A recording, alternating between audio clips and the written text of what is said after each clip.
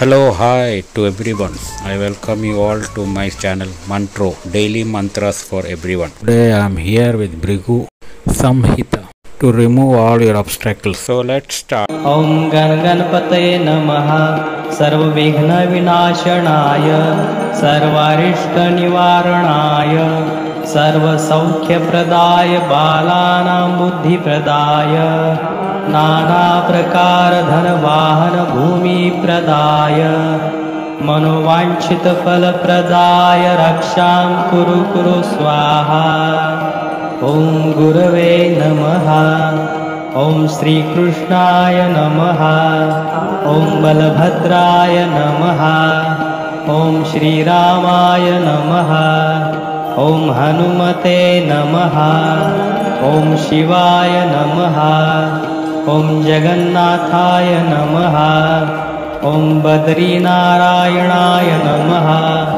Om Shri Durga Deve Namaha Om Suryaya Namaha Om Chandraya Namaha Om Bhaumaya Namaha Om Budhaya Namaha Om Gurave Namaha Om Bhrugave Namaha Om Shanishwaraya Namaha Om Rave Namaha Om Puchanayakaya Namaha Om Navagraha Raksha Kuru Kuru Namaha Om Manne Varan Hariharadaya Eva Dushtva Drishteshu Eshu Udaya Swam Tvayam Toshmeti Vivikshate Na Bhavata Bhuvi Ena Nanya Kashvin Mano Harati Nath Bhavantarepi Om Namo Mani Bhadre Jaya Vijaya Parajite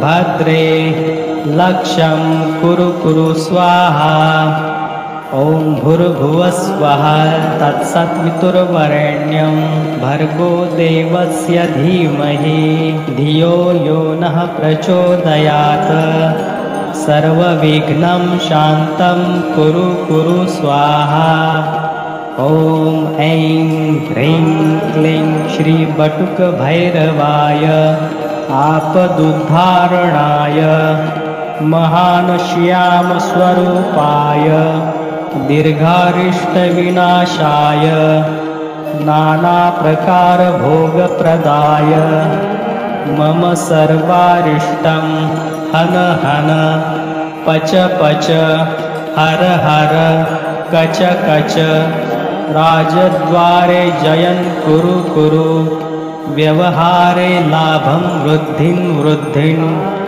Rane Shatrun Vinashaya Vinashaya Purna Ayuh Kuru Kuru Sri Praptim Kuru Kuru Om Phat Swaha Om Namo Bhagavate Vasudevaya Namaha Om Namo Bhagavate Vishwamurtaye Narayanaya Shri Purushottamaya Raksha Raksha Yugmadadhikam Pratyaksham Paroksham Va Ajirnam Pacha Pacha Vishwamurtikam Hana Hana Aikanhikam Dvannikam Tranhikam Chaturhannikam Jwaram Nashaya Nashaya Chaturagni Vatan Ashtadasha Shayan Ragan Ashtadasha Kushthan Hana Hana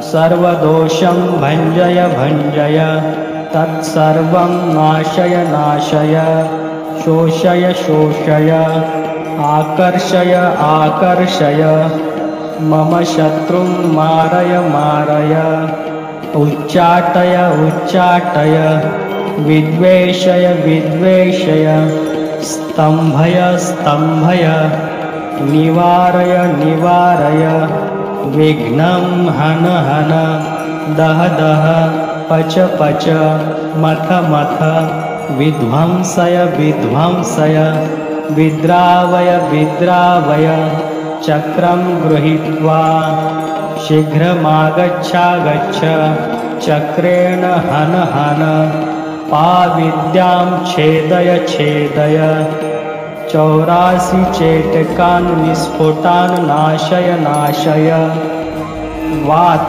शुष्क दृष्टि सर्प सिंह व्याघ्र द्विपद चतुष्पद अपरे बाह्यं ताराभिः भव्यन्तरिक्षम् अन्यान्यव्यापि केचिद् देशकालस्थान सर्वान् हन हन विद्युन्मेघ नदी पर्वत अष्टव्याधि सर्वस्थानानि रात्रिदिनं 94 वशय सर्वोपद्रवनाशनाय परसैन्यं विदारय विदारय परचक्रं निवारय निवारय दह दह रक्षां कुरु कुरु।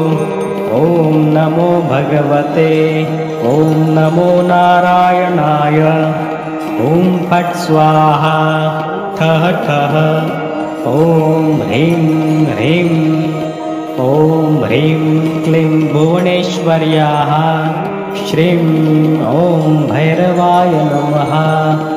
हरि ॐ उच्छिष्टदेव्यै नमः।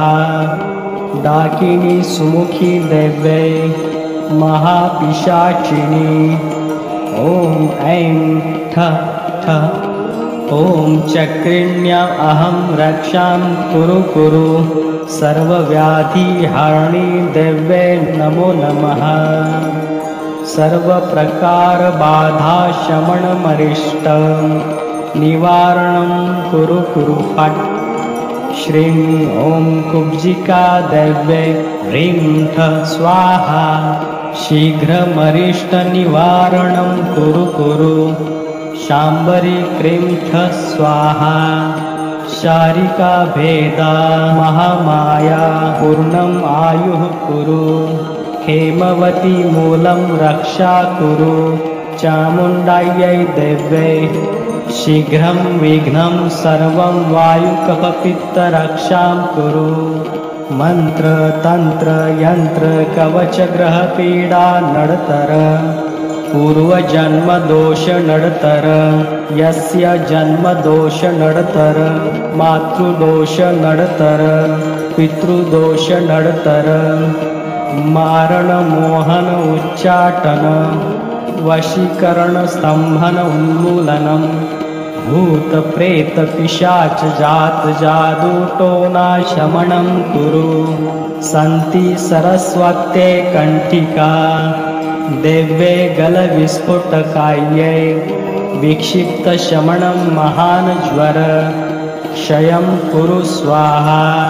सर्वसामग्री भोगं 7 दिवसं देहि देहि रक्षां कुरु। क्षण क्षण अरिष्टं निवारणं दिवस प्रति दिवस दुःखहरणं मंगलकरणं कार्यसिद्धिं कुरु कुरु। हरि ओम श्रीरामचन्द्राय नमः। हरि ओम भूर्भुवः स्वः। चंद्रतारा नवग्रह शेषनाग पृथ्वी देव्यै आकाशस्य सर्वारिष्ट निवारणं कुरु कुरु स्वाहा। ओम ऐं ह्रीं श्रीं बटुकभैरवाय आपदुद्धारणाय सर्वविघ्ननिवारणाय मम रक्षां कुरु कुरु स्वाहा। ओम ऐं ह्रीं क्लीं श्रीवासुदेवाय नमः। बटुकभैरवाय आपदुद्धारणाय मम रक्षां कुरु कुरु स्वाहा। ओम ऐं ह्रीं क्लीं श्री विष्णु भगवान् मम अपराध क्षमा कुरु कुरु। सर्वविघ्नं विनाशय मम कामना पूर्णं कुरु कुरु स्वाहा। ओम ऐं ह्रीं क्लीं श्री बटुकभैरवाय आपदुद्धारणाय सर्वविघ्ननिवारणाय मम रक्षां कुरु कुरु स्वाहा।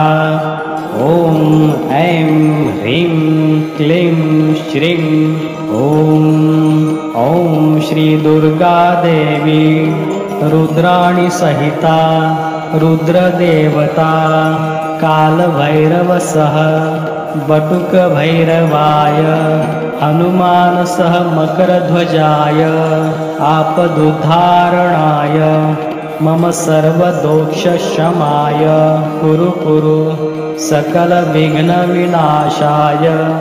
मम शुभमाङ्गलिककार्यसिद्धिं कुरु स्वाहा। एष विद्या महात्म्यं च पुरा मया प्रोक्तं ध्रुवं शमक्रतो तु हन्ते तान् सर्वाच्च बलिदानवाः यपुमान् पठते नित्यम् एतत् स्तोत्रं नित्यात्मना तस्य सर्वान् हि सन्ति यत्र दृष्टिं गतं विषम् अन्यदृष्टिविषं चैव न देयं संक्रमे ध्रुवम् संग्रामे धारयेत्तम्बे उत्पाता च विशंशयः सौभाग्यं जायते तस्य परमं नात्र संशयः द्रुतं सद्यं जयस्तस्य विघ्नस्तस्य न जायते किमत्र बहुनोक्तेन सर्वसौभाग्यसम्पदा लभते नात्र सन्देहो नान्यथा वचनं भवेत् गृहीतो यदि वा यतं बालानां विविधैरपि शीतं शमुष्णतां याति उष्णः शीतमयो भवेत् नान्यथा श्रुतये विद्या पठति कथितं मया भोजपत्रे लिखितयन्त्रं गोरोचनमयेन च इमां विद्यां शिरो बद्ध्वा सर्वरक्षा करोतु मे पुरुषस्य वाथवा नारी हस्ते बद्ध्वा विचक्षणः विद्रवन्ति प्रणशयन्ति धर्मस्तिष्ठति नित्यशयः सर्वशत्रुरधो यान्ति शीघ्रं ते च पलायनम् इति श्री भृगु ऋषि कृतं सर्वारिष्टनिवारं स्तोत्रं सम्पूर्णम्. If you have liked this video, please do subscribe and turn on the notification